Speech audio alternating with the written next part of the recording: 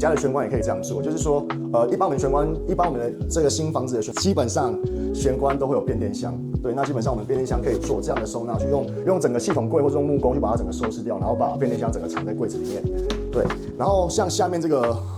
放拖鞋的地方啊，就是我们可以做这种多一个平台，让你的鞋子打出来的光，这个平台看起来更利落，然后看起来更有精品感，然后高级感这样。对，然后如果你家的那个柜子的玄关柜是够深的话，你的污衣柜是可以放整个做进去的。它这样做的好处是，第一个它可以放的一些污衣比较多，出门的污衣比较多，然后因为那种正面式的正面挂其实蛮吃空间的，它其实但是它也不好使用，所以我如果有空间够的话，可以做成这个样子。对，然后加上这个平台。那这个平台呢，比较特别的是，我们平常做的时候是，我们要求利落的话，我们做的平台会比较，我们如果照着这个柜子的大小做的话会比较窄，所以我们故意把这个平台的这个边有把它做凸出来一点，让这个平台看起来会更宽，然后更好使用，然后在整个设计感更利落这样。